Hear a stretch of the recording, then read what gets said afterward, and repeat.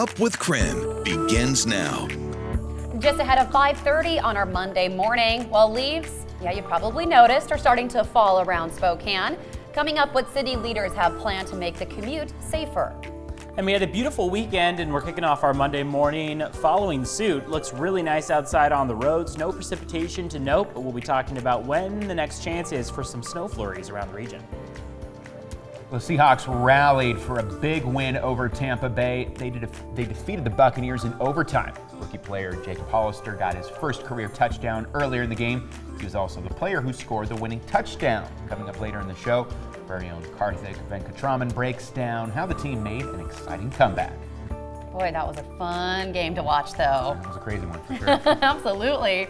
Well, welcome back to Up with KREM. Great to have you with us as we kick off the work week after a beautiful weekend outside. That's right. We deserved it, right? I did. So I didn't have to wear gloves. It was nice. Right, Yeah, exactly. I mean, we did it. It was the coldest October on record for Spokane. So I think now that we've kicked off November, we're trying to, tip the scale a bit. So it looks like we earned it. Exactly. Yeah, 6 to 10 day temperature outlook shows that we should be moving toward drier and warmer weather. So that's the promising sight. Here's what it looks like outside right now to start off our Monday morning. Again, now that we've switched those clocks back an hour, the sun will be rising in just about 1 hour. As we start off the morning, satellite radar indicating mostly dry conditions. We've got a very weak disturbance indicating just a little bit of wet weather between about Deer Park moving toward Coeur d'Alene. Even areas of Sandpoint might be able to pick up on a shower or two, though most of this looks to be evaporating before it reaches the ground. So observation totals are coming in minimal. Spokane stays dry this morning, but you may notice that increase in cloud cover across that northeast corner of Washington and into North Idaho. We also have that air stagnation advisory. You might think at a time like this where things are calm and dry that we wouldn't have any watches, warnings, or advisories. Well, it is simply because things are so calm and dry that we have this air stagnation advisory. This is because of an overnight temperature inversion. Overnight temperature inversions have been very strong, and they trap those pollutants from wood-burning fireplaces and stoves down near the surface. We follow suit on our Monday morning with that. 12-hour forecast shows 51 degrees for the afternoon high, just slightly above average. Partly cloudy skies throughout the hefty portion of the day. Again, next chance for wet weather does not come until we hit Friday. Send things back to you guys. Okay, Evan, thank you for that. Well, another big story this morning. The air quality in the inland Northwest is some of the worst in the nation. Coeur d'Alene and surrounding areas are ranked moderate right now this morning, but the forecast, as you can see there, is unhealthy today. So if you live in North Idaho, you should skip your morning run. These conditions are expected to continue through tomorrow. Well, leaf pickup starts today in Spokane. Here's a list of what you can expect as the cleanup gets underway. Crews will be working 7 days a week. They will start this morning at 7 and end at 10 o'clock at night. Cleanup will start on the north side of Spokane and then move its way south. City leaders say the primary purpose is to provide safe driving conditions and help prevent clogged storm drains. They also ask that you don't rake your leaves into the street.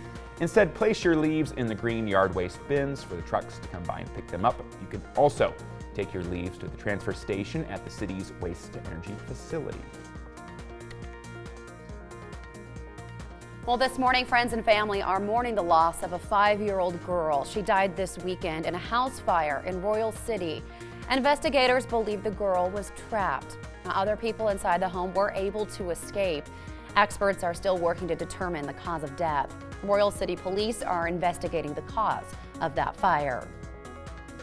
A Spokane man is facing charges for taking a grizzly bear's claws after he says he shot it in self-defense. The U.S. Attorney's Office charged 35-year-old Brian Burke for 2 misdemeanor violations of the Lacey Act, one for not reporting that he shot the bear and the other for taking the bear's claws. He pleaded not guilty to both counts. His trial is scheduled for early January. It has been more than 2 weeks since a Moses Lake woman went missing in the North Cascades. And now the Skagit County Sheriff's Office is asking people not to help search for Rachel Lackaduck. They say it's just too dangerous. They say untrained searchers are putting themselves in danger. Zach Collins will not be starting for the Portland Trail Blazers anytime soon. He's missed the last 2 games after suffering a dislocated left shoulder. Team leaders announced he will have to have surgery to repair the shoulder. A date has not been set for surgery, and a timeline for his return will be made after the surgery. Well, there is a corn maze in Snohomish county that looks a lot like Washington State. This is a bird's eye view of the maze from our sister station in Seattle. It features iconic landmarks across the state. It also has 4.5 miles of trails. That might take you a while to get through. Well, that is your morning rush. More news in less time. Let us know what's happening in your neighborhood by using the hashtag #UpWithKREM on social media. 5:35 now. Let's check in with Dana Marie. Thanks, Jen, and thanks for waking up with KREM this morning. It's time for your speed feed stories you'll see on social media. Well, the black leather jacket and skin-tight pants worn by Olivia Newton-John in the movie Grease have just sold for over $400,000, more than double the auction estimate. Newton-John said that she wore the jacket on tour for several years until she realized, hey, it could actually be worth something. So since then, it's been hanging in her closet. And this all goes towards the proceeds for her auction to benefit the cancer charity that she runs.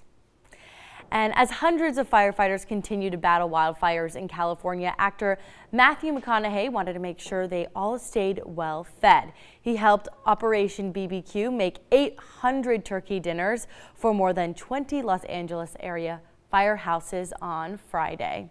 He said being able to provide meals to the men and women who put themselves on the line is truly an honor for him. And a feel-good story for your Monday. When no one showed up to Cade's 11th hockey-themed birthday party, Twitter was there to give him all the birthday wishes he could ever ask for. So his dad tweeted this, that none of his invited friends came, and that hurt. I'm asking Twitter friends to show some love today, and more than 40,000 people wished him happy birthday. And not only did most of the players on the Toronto Maple Leafs chimed in, but also celebrities like Ben Stiller and Canadian Prime Minister Justin Trudeau did as well, which was really cool. So rallying around this little boy who didn't really get the birthday party he wanted. I like Ben Stiller's tweet. I don't play hockey at all, but happy birthday.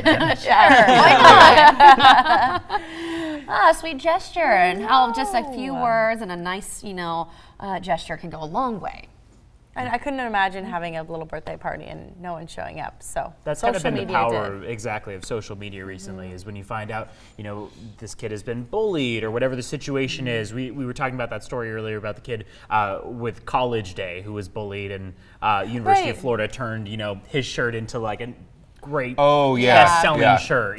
So it's like those kinds of small things where it's the power of social media that shows. So. Cool to see. There are some good things on social media. Dana Marie, thank you so much. It is 5:37 now. Well, this morning we are talking about a controversial cage match that's coming to Spokane next week. The fighters competing are 12 years old. So we want you to weigh in. Head to the new KREM 2 app to vote now in that live poll. How old should kids be to compete in MMA matches? And new technology is changing the way you interview for jobs. After the break, how artificial intelligence is making its way into job hunting. Plus, we want to give a big congratulations to Katrina. We are giving you 2 coffee mugs, a bag of coffee, and a gift card to Thomas Hammer Coffee Roasters. If you would like to enter to win, all you have to do is subscribe to the KREM newsletter or enter on the Up with KREM Facebook page. We will be back after this.